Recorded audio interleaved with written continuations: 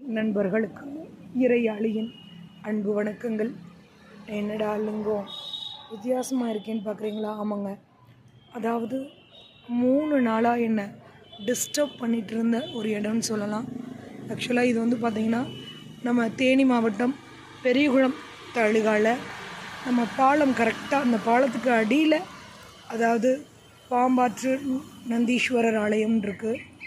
ஆக்சுவலாக கனவில் வந்து ரொம்ப டிஸ்டர்ப்டாக, அதாவது 2-3 டைம் போயிருக்கேன். நிறைய டைம் இதை இறங்கணும்னு சொல்லி ஒரு டைம் கூட இதில் இறங்குறதுக்கான வாய்ப்பு கிடைக்கவே இல்லை.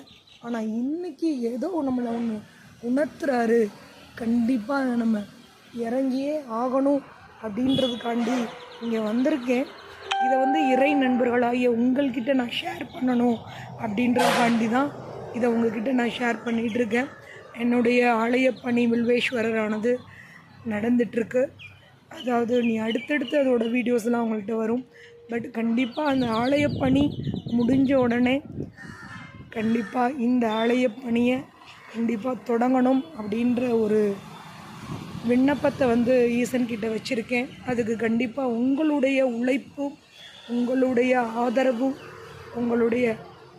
ஆதரவு இருந்தால் மட்டுமே அது முடியும். அதே மாதிரி என்னுடைய ஆலய பணி வெற்றிகரமாக முடிஞ்ச பிறகு இதே மாதிரி எங்கெங்கே ஆலயங்கள் இருக்கோ அது எல்லாமே கருவறை அமைத்து அவருக்குள்ளே வெற்றிகரமாக உட்கார வைக்கணும் அப்படின்றது தான் என்னுடைய ஆசை, லட்சியமாக வச்சுருக்கேன். அதுக்கு உங்களுடைய ஆதரவு கண்டிப்பாக வேணும். உண்மையிலே இந்த இடத்த பார்த்துட்டு எனக்கு உண்மையிலே எதுக்காக வர வச்சிருக்காரு அப்படின்றதே எனக்கு தெரியலை. கண்டிப்பாக இன்னைக்கு சொல்லுவார் என்ன காரணம்னு.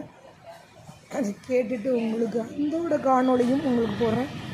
நான் பெற்ற இன்பம் என்னுடைய காணொளியை காணும் அனைவரும் பெற வேண்டும் என்பதற்காக உங்களுக்கான பாம்பாற்று நந்தீஸ்வரர் திருக்கோவில்.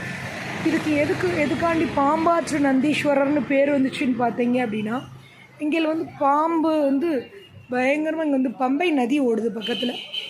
அது மட்டும் இல்லாமல் நிறைய பாம்புகள் வந்து அதிகமாக இங்கே வருமா. அதனால இவர் வந்து சுயம்பு லிங்கம் மேலே இருந்தது கீழே இருந்ததெல்லாம் அவங்க பண்ணியிருக்காங்க. அடியிலிருந்து எடுக்கப்பட்டு, அது மட்டும் இல்லாமல் இவங்களுடைய கணவர் நம்மளுடைய கணவர் சுரேஷ்குமார் அவர் தான் வந்து சுரேஷ் அப்படின்றவர் தான் எடுத்து பண்ணிடுற. பல எதிர்ப்புகள், பல இழப்புகள், என்னதான் அழிஞ்சாலும் நம்மளுடைய ஐயன் வந்து கைவிட மாட்டார் அப்படின்றதுக்காண்டி அவர் கையை இறுக்க பற்றி கொண்டு இந்த தெய்வ காரியத்தை பண்ணிகிட்ருக்காங்க.